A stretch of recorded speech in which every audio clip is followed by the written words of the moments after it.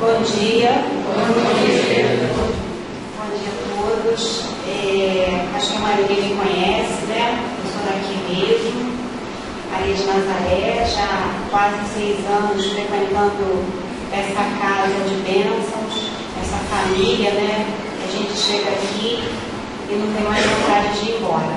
E aí agradecer sempre, né, a toda a diretoria que nos dá esse apoio, embora eu já milite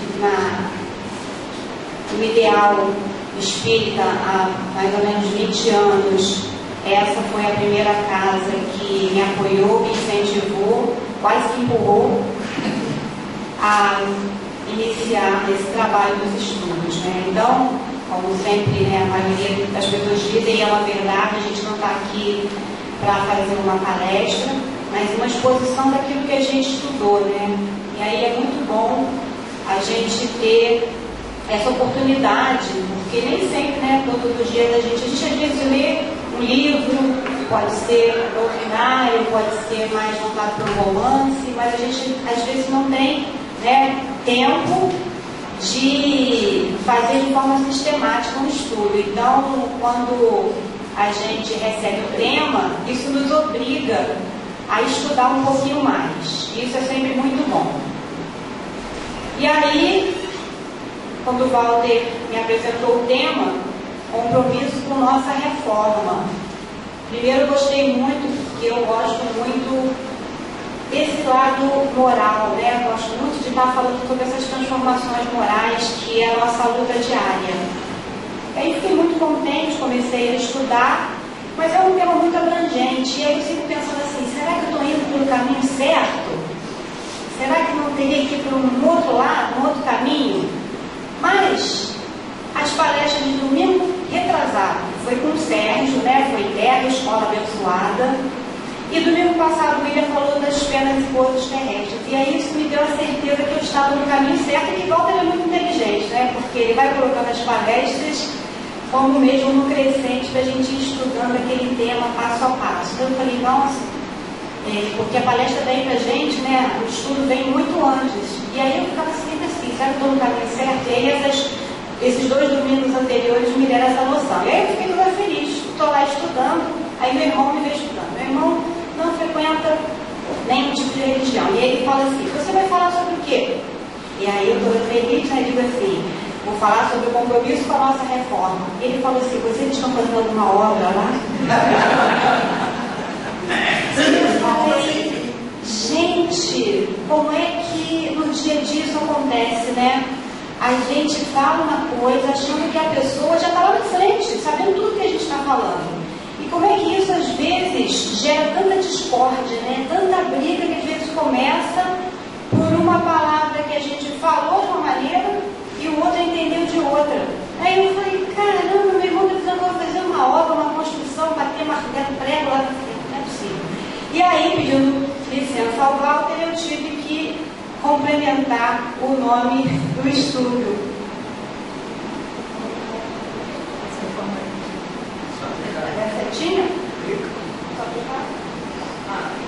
Então, complementando, né, para o meu irmão entender e para outros irmãos que não tenham entendido, é o compromisso com a nossa reforma íntima, né? A gente está falando do nosso interior, né?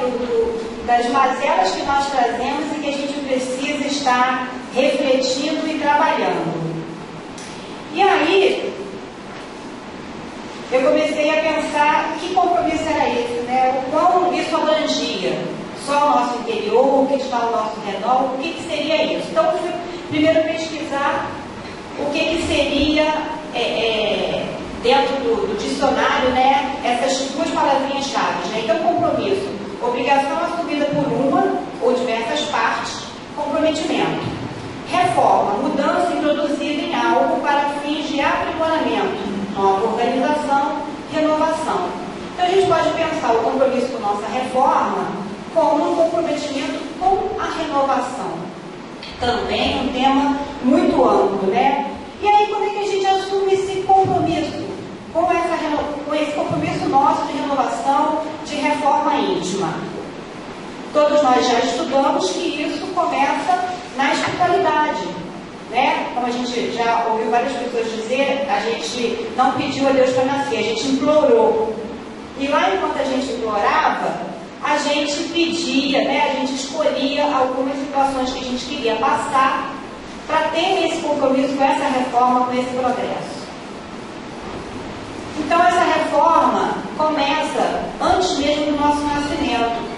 E aí eu coloquei essa figura e depois fiquei pensando o quanto essa figura traduz um pouco do que a gente tem estudado, né, nesses últimos domingos, com relação ao nosso compromisso com o nosso planeta, né, com o nosso mundo, e através de que maneira que a gente pode estar fazendo essa renovação, né, esse compromisso.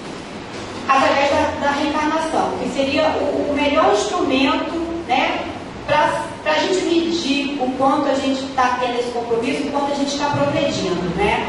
Porque a partir do momento em que a gente está na espiritualidade estudando, vamos dizer assim, aqui seria o local de fazer a prova, né? Vamos imaginar como num colégio, lá a gente estuda e aqui a gente faz a prova.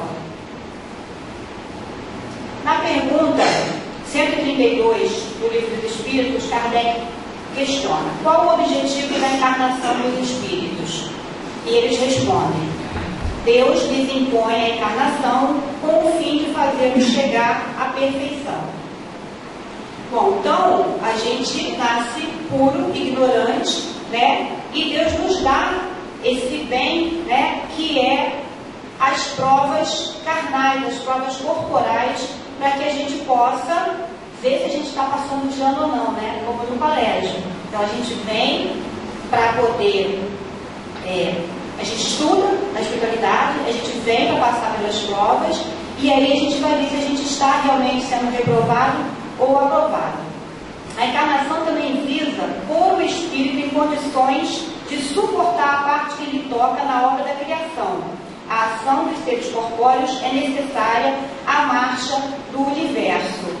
E aí tem a ver com o que a gente tem falado sobre a questão da transição planetária. A gente vai chegar nisso daqui a pouquinho. Na pergunta 114 do Livro dos Espíritos, Kardec pergunta: os espíritos são bons ou maus por natureza? Ou são eles mesmos que se melhoram? Ao que responde os espíritos: são os próprios espíritos que se melhoram e, melhorando-se, passam de uma ordem inferior para outra mais elevada.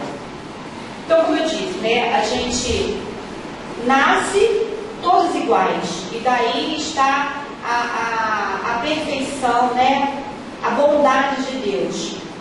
Às vezes eu tenho muitos amigos evangélicos e vejo muitos deles falando, às vezes postando na internet, né, Deus tem um plano na sua vida, você é especial para Deus, sempre colocando como se Deus tivesse um escolhido, ou alguns escolhidos, né? E eu, muito antes até de conhecer a doutrina espírita, eu sempre questionei muito isso, né? Como é que Deus pode escolher esse ou aquele filho, né?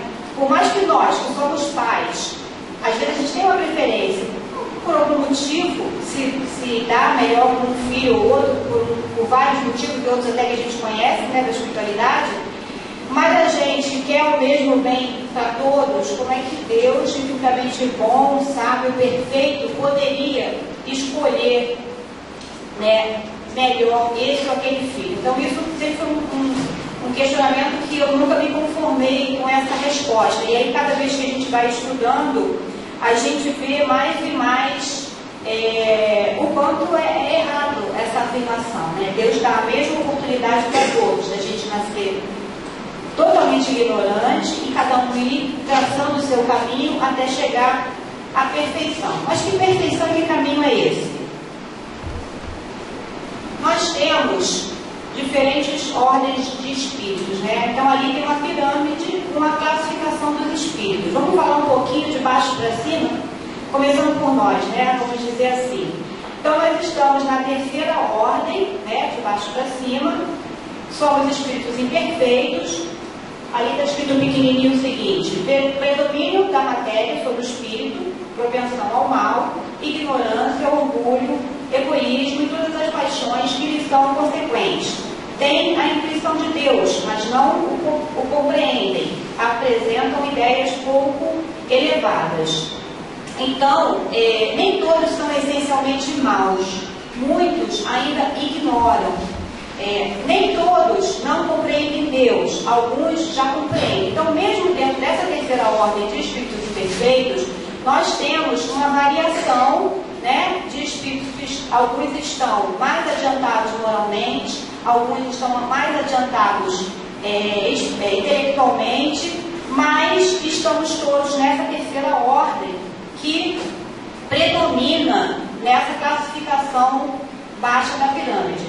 Acima, na segunda ordem, estariam os bons espíritos, predomínio do espírito sobre a matéria, desejo de fazer o bem.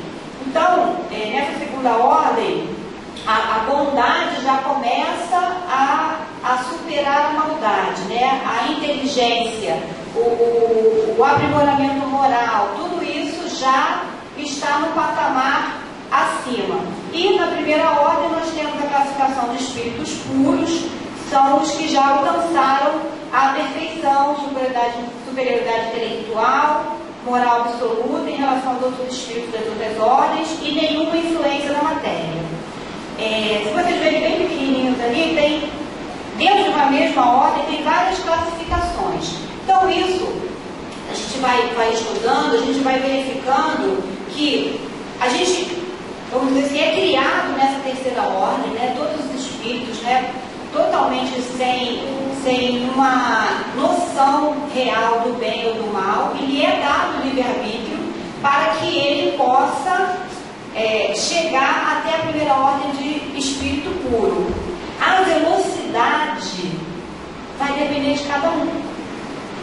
A velocidade, né, a quantidade de encarnações que a gente vai precisar ter para passar de uma ordem para outra, até chegarmos, porque a única certeza que a gente tem é que a gente vai chegar na primeira ordem.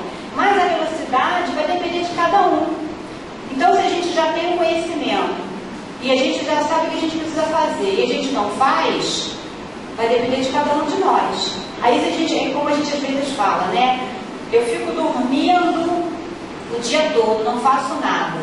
Aí vejo meu vizinho que sai 5 horas da manhã para trabalhar. Chega à meia-noite porque trabalha, faz faculdade, daqui a pouco ele está com um carro, daqui a pouco ele melhora a casa dele, eu estou lá, dormindo, olhando para o tempo. E aí, eu vou invejar ele, mas quem não correu atrás de prosperar daquela mesma forma fui eu. Fiquei lá deitada, fiquei lá dormindo, gozando a vida, né, achando que eu estava numa boa, e vou achar o que há para ele caiu do céu. Deus preferiu a ele do que a mim? Não, né?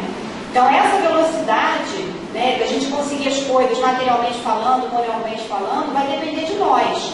Se ao invés de eu abrir um livro da codificação, né, livro dos espíritos, do evangelho, ao invés de estudar, eu ficar só vendo televisão ou novela o tempo todo, será que eu vou ter a mesma rapidez para chegar a essa primeira ordem que o outro que está fazendo diferente, que está vindo na casa espírita, que está procurando, está estudando? Então, só depende de nós esse progresso. E aí, se nós temos uma classificação de espíritos bem diferente, como a gente viu naquela escala, aonde habitam? Aonde moram esses espíritos com cada classificação dessa? A gente ouve muito essa frase, né? Que está no Evangelho segundo o Espiritismo, no capítulo 3. Há muitas moradas na casa do meu Pai. A casa do Pai é o universo. As diferentes moradas são os mundos que circulam no espaço infinito e o oferecem aos espíritos que neles encarnam moradas correspondentes ao adiantamento dos mesmos espíritos. É interessante que o primeiro estudo que eu coordenei na minha vida foi exatamente sobre esse tema. Eu fazia um cursinho lá no Rio, no bairro onde eu morava, sobre o livro que é o Espiritismo, e também a coordenadora do grupo, éramos um grupo pequeno, às segundas-feiras à noite, e a coordenadora, ela sempre dava oportunidade para um dos integrantes do grupo fazer um estudo. E o primeiro estudo que que eu realizei para o nosso grupo foi justamente falar sobre os diferentes mundos, né, a classificação deles. Isso tem quase 20 anos. E agora, esses dias, estudando isso, eu me peguei, né, vendo o quanto eu mudei o meu pensamento, né, aquilo, ao mesmo tempo que eu estudei lá e a forma como eu vi hoje. Então, assim como nós temos aquela classificação dos espíritos, nós temos também a classificação dos mundos. Bom, onde é que esses espíritos habitam? Nós temos 5 classificações de mundos, que se inicia pelos primitivos, onde prevalece o instinto e a lei do mais forte. Em geral, são destinados às primeiras encarnações, impera a força bruta e aquela vaga intuição, como a gente falou, né, de um ente supremo, de Deus. Depois nós temos os mundos de expiações e provas, que é o que atualmente o planeta Terra está inserido, onde o mal predomina sobre o bem, ainda há uma grande imperfeição moral, ainda temos uma grande dificuldade de, vamos dizer assim, os espíritos inferiores ainda conseguem, né, nos acompanhar e influenciar nas nossas ações, nos nossos pensamentos. Já temos, como eu disse, né, nesses mundos, uma grande quantidade de espíritos com um intelecto avançado para poder estar ajudando os espíritos que habitam esses mundos. Depois temos os mundos regeneradores. O bem já prevalece sobre o mal. Nesses mundos regeneradores, os espíritos que já entendem o bem e desejam fazer o bem, mas às vezes ainda tem alguma dificuldade, é nesses mundos regeneradores que a alma penitente encontra calma e repouso para depurar-se. Então, isso acontece muitas vezes com a gente no dia a dia, né? Às vezes você sai de casa e fala assim, hoje eu estou bem, hoje eu estou zen, vou chegar no meu trabalho, vou ficar lá tranquilão, porque hoje eu estou muito bem. Aí quando você chega lá de cara, já vem e fala, você ontem não fez o seu trabalho direito. Aí vem, aquilo que você saiu de casa todo bem, todo zen, já foi por água abaixo, né? Então é mais ou menos como seria nesses mundos de regeneração. Você já tem o dom da bondade, você já quer fazer o bem pelo bem, mas às vezes quando você está no mundo de expiações e provas, muita coisa ainda te retarda. Então, no mundo de regeneração vai te dar essa calma, essa tranquilidade para que você possa estar galgando o bem para os próximos mundos, que seria ditosos ou felizes, onde o mal não existe, ou celestes e divinos, o bem e reino soberano, que são mundos que a gente não tem nem ideia, né, de como eles sejam, de tão diferentes. Se o de regeneração a gente não consegue imaginar a delícia que deve ser, né, num mundo onde o bem predomina, quanto mais os mundos ditosos ou celestes, mas sabendo que é a nossa missão chegar lá. E qual a relação entre a nossa reforma e a evolução do planeta? Ao mesmo tempo que todos os seres vivos progridem moralmente, progridem materialmente os mundos em que eles habitam. Marcham assim, paralelamente, o progresso do homem, dos animais e seus auxiliares, o dos vegetais e da habitação, porquanto nada em a natureza permanece estacionária. Quem disse isso foi Santo Agostinho, no capítulo 3 do Evangelho segundo o Espiritismo. Então a gente tem, né, uma escala, de um lado os espíritos, do outro lado os mundos, e vamos imaginar o progresso deles. Então, quanto mais os espíritos progridem, também progridem o mundo. É disso que a gente vem falando, né, nesses últimos domingos, em que a gente tem já estudos e comunicados de que a Terra está deixando de ser esse mundo de provas e expiações, está entrando numa era de regeneração. E aí a gente pensa assim, mas vai acontecer o quê? Vai acontecer uma grande transformação na Terra? Na realidade, o que vai acontecer uma transformação é nos homens, é nos espíritos que habitam a Terra. Né? A Terra vai deixar de ser esse local onde o mal predomina, muitas pessoas ainda estão agarradas muito na matéria e no mal, e vai passar, saiu? E vai passar a ser esse local de respiração em que a gente vem para quê? Para repousar a alma, para tentar, né, firmar no bem e evoluir mais ainda. E aí, quando a gente fala da relação entre o nosso progresso e do planeta Terra, e aí a gente começa a ver, né, um monte de coisa que acontece ao nosso redor, e aí a gente pensa, de quem é a culpa? De quem é a responsabilidade?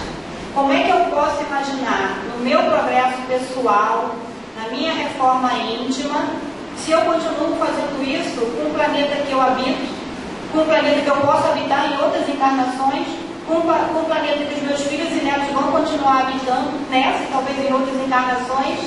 Como é que eu faço isso? Então, cabe a responsabilidade a cada um de nós, principalmente pais, mães. Eu fico passada quando eu estou na rua e eu vejo às vezes um pai de mão dada com um filho e o pai joga um papel na rua. É com a criança do lado, né? Nem esconde, acha tão normal. E eu vejo aquilo, a minha vontade é de acordar a pessoa e falar, pelo amor de Deus, não faça isso. Porque além de ele estar fazendo um ato horrível, ainda é um mau exemplo para a criança impressionante, né? Então, eu botei algumas figuras de coisas que a gente faz até sem pensar todos os dias, né? Colocar o lixo no lugar errado, jogar o lixo no lugar errado, a questão de desmatar, né? Tem uma outra, desmatar, a questão das grandes indústrias. Tem coisas que a gente pode pensar assim, mas isso não me pertence, isso não sou eu. Mas é das pequenas coisas, das pequenas situações que a gente vai transformando a gente, os nossos filhos, quem está ao nosso redor, né? Sempre o exemplo que arrasta para essa melhora, mais do que a palavra. E aí, na pergunta 258, Kardec questiona: quando na erraticidade, antes de começar a nova existência corporal, tem o espírito consciência e previsão do que lhe sucederá? Ele próprio escolhe o gênero de provas por que há de passar. Ele próprio escolhe o gênero de provas por que há de passar, e nisso consiste o seu livre-arbítrio. E aí, depois o que acontece? Lá na espiritualidade, segundo relatos, nós temos uma visão muito mais ampla do que aqui, enquanto encarnados. Então a gente consegue ver todo o mal que a gente já fez, né, em outras encarnações, o que a gente precisa fazer para melhorar. E aí a gente pede, né, olha, eu quero vir com aquela sogra, eu quero vir com aquela companheira, eu quero ter aquele filho. E aí vem o dom do esquecimento, que é uma bênção. O esquecimento é uma bênção. Para quem não tem dúvida, o esquecimento é uma bênção. Se a gente fosse lembrar de todo o mal que nós já cometemos em várias encarnações passadas, a gente nem sair debaixo da cama, ficava escondido. Então o esquecimento é uma bênção. Mas nós escolhemos as provas.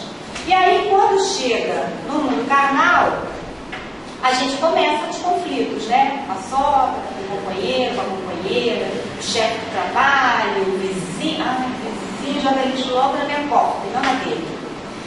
E aí, é um momento da gente ter aquela concentração, aquela calma, aquele respirar fundo, né?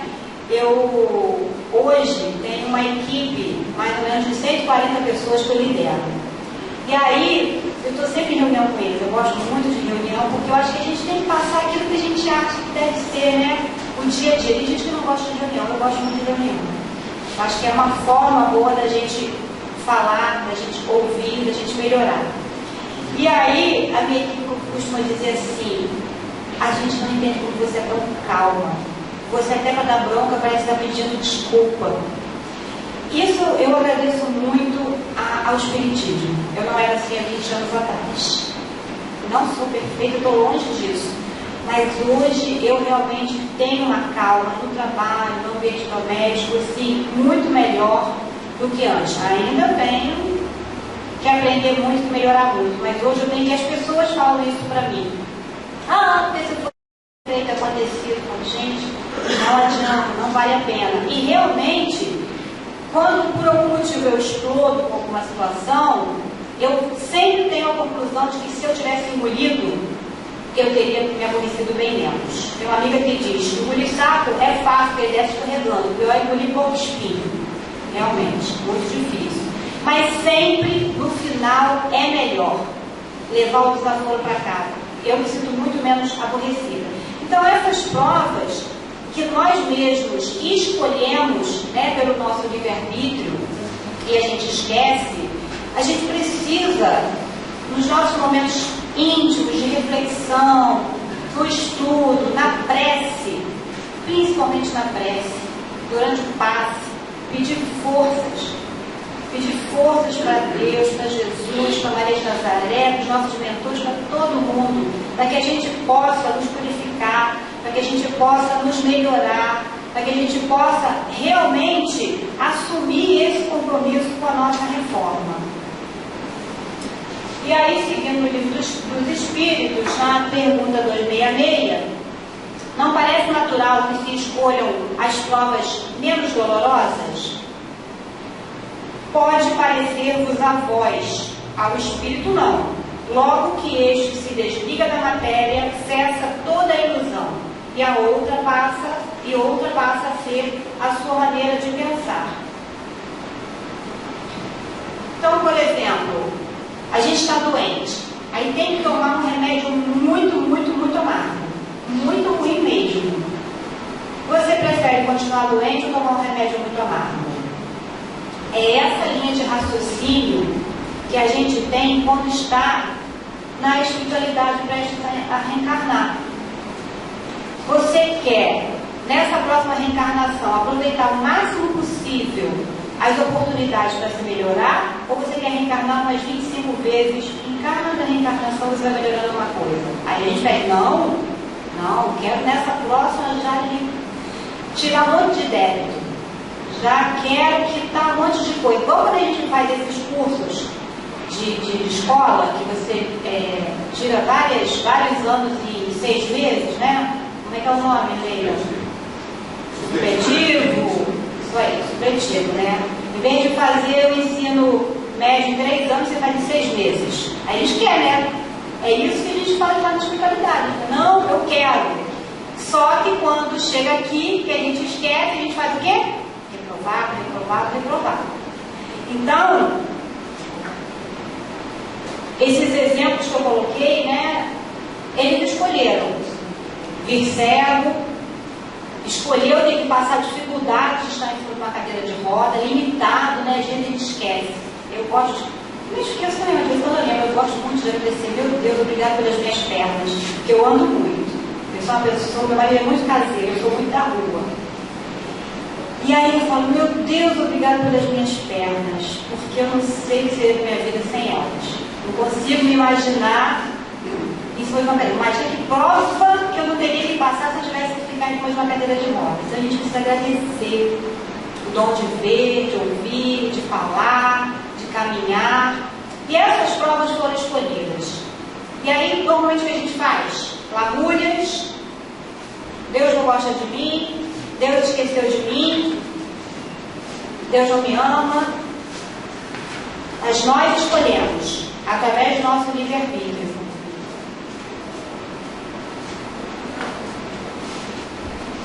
E aí, o que é essa reforma íntima que a gente está aqui discutindo desde o começo, né?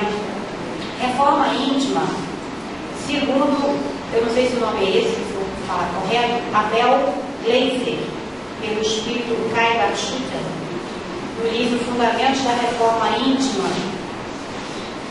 Reforma íntima é a chave mestra para o sucesso de sua melhora interior e, consequentemente, da sua felicidade exterior. Olha que frase interessante.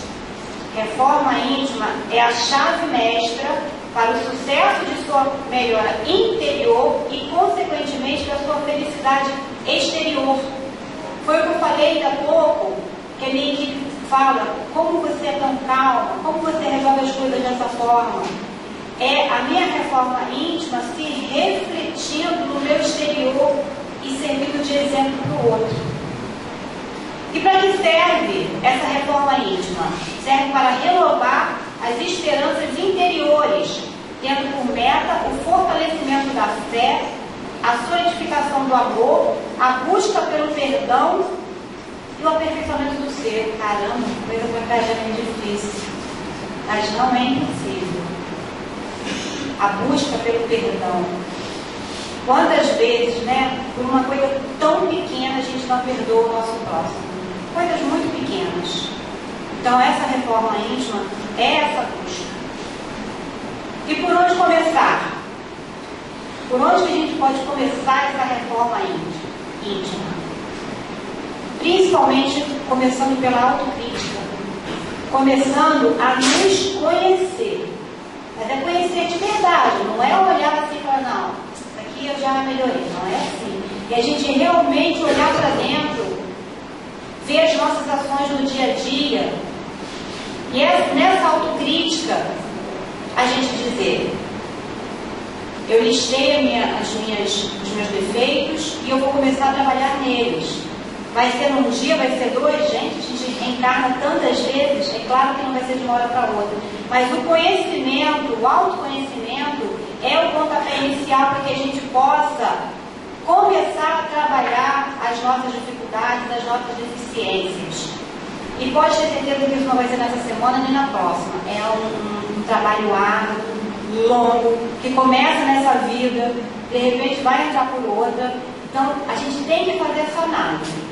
Aonde eu estou errando comigo mesmo, aonde eu estou errando com o meu próximo, e começar a trabalhar isso. E aí, como fazer, né? Já falei um pouquinho. A gente começa com naturalidade, devagar, mas principalmente com perseverança. Analisando, né, todo dia, talvez até fazendo aquela dica de Santo Agostinho à noite, né, ao deitar, a gente pensar no que a gente errou, no que a gente acertou. Eu estive numa palestra muito interessante, uma psicóloga, era uma palestra em grupo, e aí ela disse o seguinte, ela deu uma tarefa. Semana que vem eu vou cobrar essa tarefa, ela falou pra gente. Todos os dias, quando vocês acordarem, assim que abrir o olho, não levantem e não façam nada. Vocês pensem em 3 coisas boas que aconteceram no dia anterior e agradeçam. Quais que são essas coisas boas? Não ganhei na loteria ontem? Não é isso. Um amigo que não te liga há muito tempo te ligou. Isso é uma coisa boa. Teu filho passou no jardim e pegou uma florzinha e te deu. Isso é uma coisa boa. Então, todos os dias de manhã, você lembra de 3 coisas boas que aconteceram no dia anterior e agradece. Ou seja, você já começa o seu dia bem, pensando em coisas boas, e já começa melhor ainda agradecendo. Porque o ato da gratidão é uma das coisas que eu acho que mais melhoram já o nosso dia, né? Então, eu gravei isso que ela falou. Não faço todos os dias, mas de vez em quando eu me lembro de fazer e realmente a gente já começa o dia muito bem. Mas é muita coisa para a gente fazer de uma vez só, né? E aí a gente pergunta, e se eu tiver dúvidas? Com tudo isso que eu vi aqui, que eu estudei, reforma íntima, uma coisa complicada. A quem a gente vai recorrer? A quem a gente vai pedir auxílio? Sempre eles. Jesus, nosso mestre, nosso guia. E guia porque ele nos deixou exemplo. Então, quando a gente estiver irritado com uma pessoa, a gente pensa assim, o que fez Jesus lá atrás? Porque Jesus era aquela mansidão, né? Tudo bem, ele estava lá na classificação do Espírito Puro, mas ele é o nosso guia, ele é o nosso modelo para chegarmos até lá. Então, quando a gente estiver numa situação que eu já fiz a minha autocrítica, então, por exemplo, resolvi que eu vou trabalhar a minha irritação. Eu fiz a minha autocrítica, vou trabalhar a irritação. E no meio do caminho, eu falho. O que eu faço? Penso em Jesus, penso nos exemplos que ele deixou pra gente, penso quando ele falava lá, atire a primeira pedra quem não tem pecados. Né? Jesus deixou pra gente sorte de exemplos para todos os momentos que a gente tiver dúvida. E aí eu deixo uma frase que eu achei muito interessante com relação a essa questão da reforma íntima. Reforma íntima é o renovar das esperanças interiores, tendo por meta o fortalecimento da fé, a solidificação do amor, a incessante busca do perdão, o cultivo dos sentimentos positivos e a finalização do aperfeiçoamento do ser. É o esforço que o ser humano faz para melhorar-se moralmente. E esse melhorar-se moralmente são todos os dias. Todos os dias. A gente vai sair daqui hoje, vai esquecer. A gente acha que esquece, lá dentro fica uma sementinha. Mas a gente precisa perseguir. A gente precisa correr atrás mesmo dessa melhora íntima. Eu vou passar um vídeo agora, ele é um pouquinho longo, mas ele vale a pena. Eu vou tentar ler para vocês, ele é um pouco rápido, porque ele está em inglês, mas eu vou ler para quem está mais distante. Quero que vocês prestem bastante atenção. Pode diminuir a luz para mim?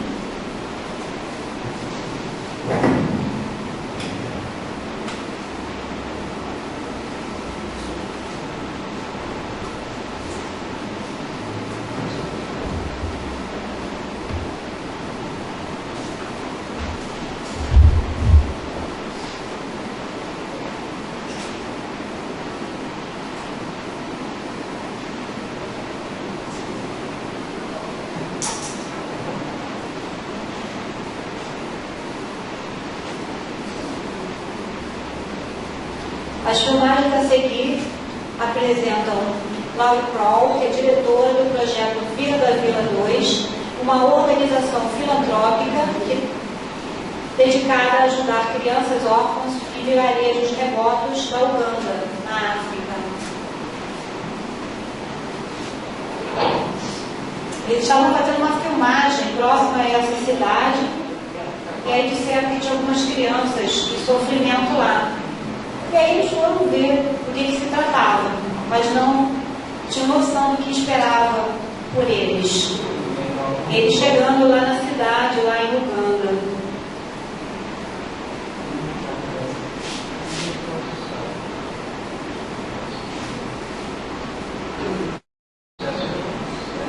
Essa é Esther. De início pensei que fosse um menino. Este é seu irmão maior, o Sam.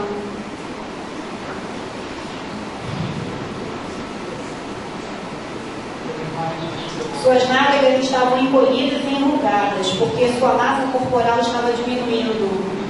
Suas pernas eram pequenas, ossos cobertos de pele seca. Era óbvio para mim que a falta de alimento estava levando essas pequenas crianças à beira da morte. Este pequeno menino tem 7 anos. Repare no seu tamanho. Olhe em minha câmera.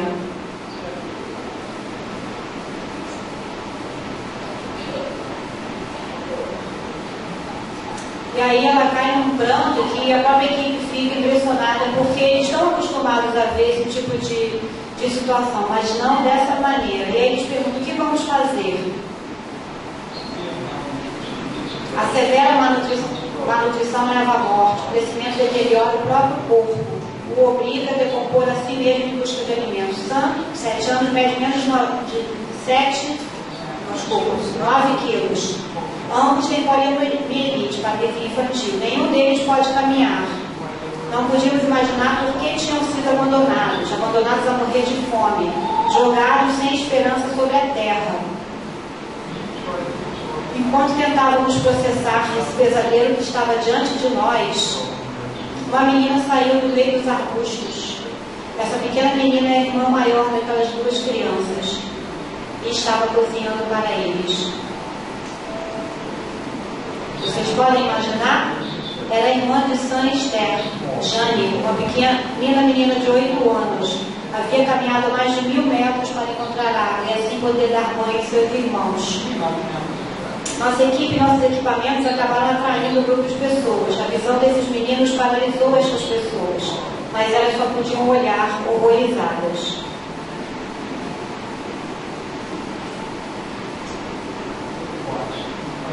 Nós ficamos olhando, fascinados, o quanto esta pequena menina estava determinada a dar mãe e seus irmãos, enquanto a maioria, Jane enfrentava uma situação de vida ou morte sozinha.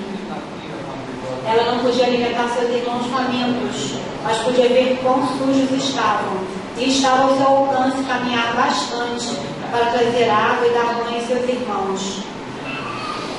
A pequena Jane, uma menina que também tinha fome, assumia as responsabilidades de pai e mãe.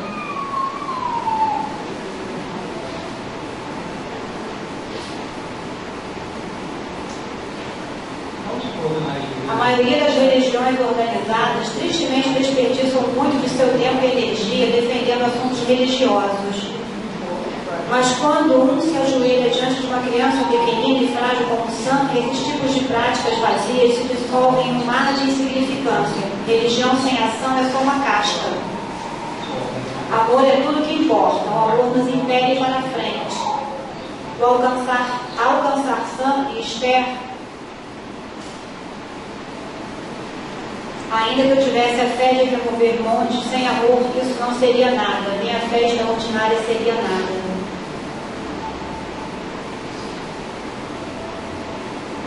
O conforto nos cega da necessidade de orelha, nos faz ficar indiferentes e inconscientemente não querer ver aquilo.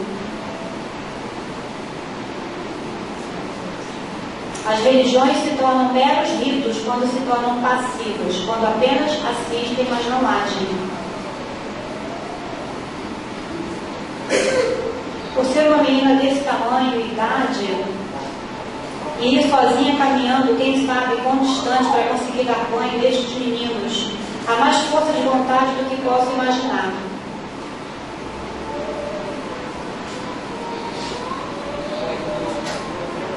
Esta é uma verdadeira heroína, heróis que não estão na mídia. Uma força assombrosa está dentro dessa gente. Mesmo nessa idade, sabe o que fazer. E como fazer? Isto é assombroso. Depois que Jane lavou seus irmãos, Lauren me deu uns pacotes de biscoitos que tínhamos. Foi incrível para mim ver que esta pequena, e apesar da fome que sabemos que ela também tinha, o que fez primeiro foi dar aos seus irmãos. Verdadeiramente fiquei surpreendido por ver como eles devoraram. Eu não tinha certeza do que podiam ou não fazer. E depois que Jane deu um biscoito a cada um deles, ela pegou um para si mesma. É como está escrito nos Evangelhos, colocar os outros em primeiro lugar. Bom, eu creio que este é o desafio de transmitir esperança. E estas crianças estão morrendo por falta de esperança. Porque as pessoas estão cansadas delas. Quanto mais esperança transmitimos a estas famílias, mais tratarão de lutar contra a morte, porque elas sabem que conseguirão, até mesmo nós sentimos sem esperança, porque vemos a necessidade, sem ter os recursos, para fazer o que necessitamos fazer, mas ainda assim temos que dar-lhes esperança. Temos visto muitas situações tristes e trágicas, mas não como estas. Eu creio que cada uma dessas crianças poderia ser um de nossos filhos.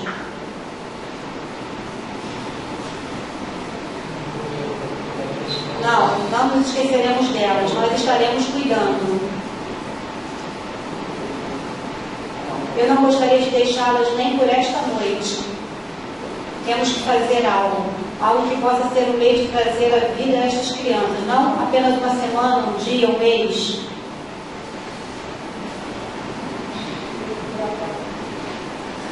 Podem sentar-se. Depois de terem comido umas poucas bolachas, estavam morrendo de fome.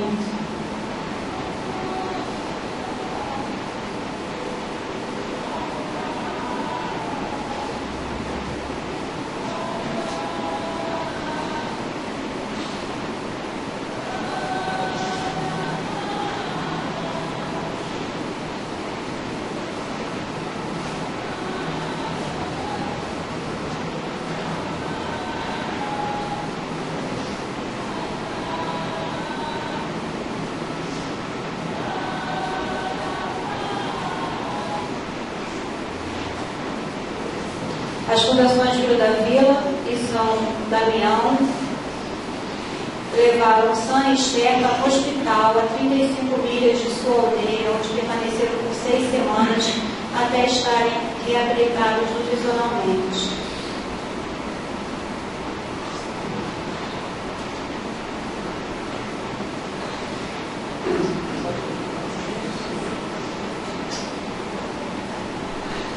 Bom,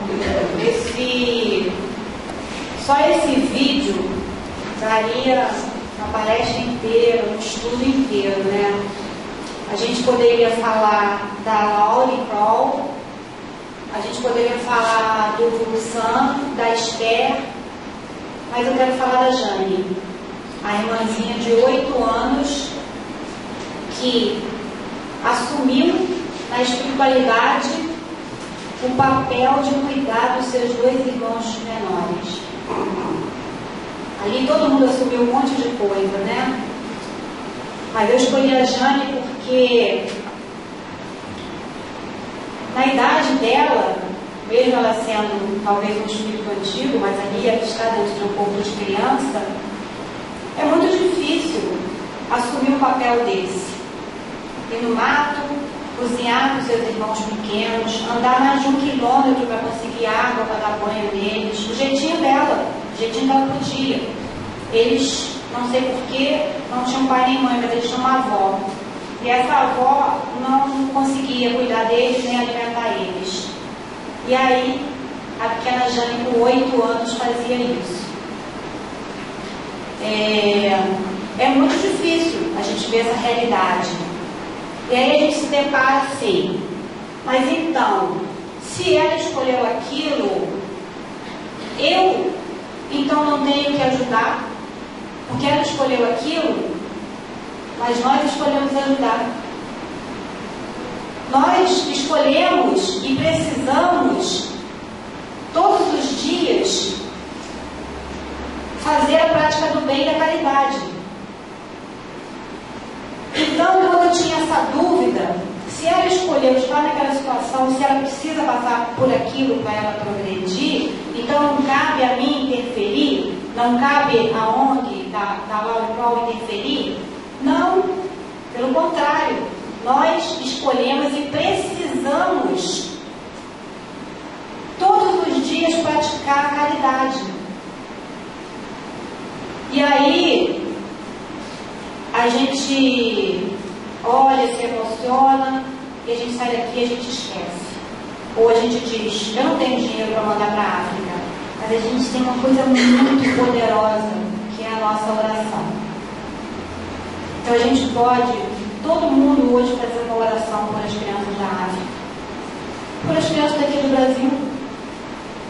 A gente tem essa força que às vezes, e muitas vezes, é maior do que a força material. Claro que de início eles precisam da força material, porque eles foram levados para um hospital.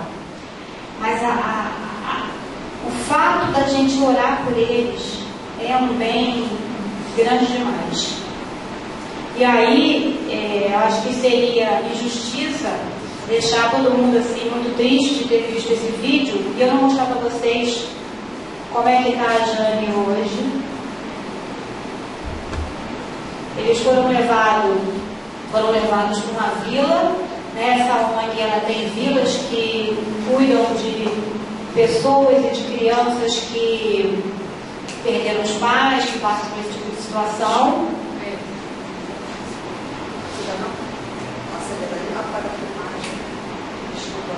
Então, eles foram levados e tratados, e a Jane está assim. Essa foto é de um vídeo que ela aparece cantando, muito bonitinha ela cantando, eu vi no YouTube também. E aqui estão o Sam e a Esther. Eles descobriram que eles não tinham poliomielite, eles tinham uma sequela de uma malária não tratada, e eles estão em tratamento. Diferença, né? O que um alimento, o que um recurso de saúde não faz. Então, que a gente possa ver esses exemplos, que a gente que a gente tente essa transformação interior, porque a gente sabe que a gente se transformando, a gente está transformando o nosso planeta e melhor. Ah, mas eu sou tão pequeno, como é que eu vou transformar o meu planeta inteiro? Comece a transformar a sua casa, dentro da sua sala de aula, dentro do seu ambiente de trabalho. E isso vai gerando uma onda. Igual quando a gente joga uma pedrinha no meio do lago, né? A gente joga a pedrinha, aí faz uma ondinha pequena, e a outra maior, e a outra maior, e a outra maior. Então que a gente possa, começando dentro do nosso ambiente pequeno, a transformar a nós e o nosso planeta.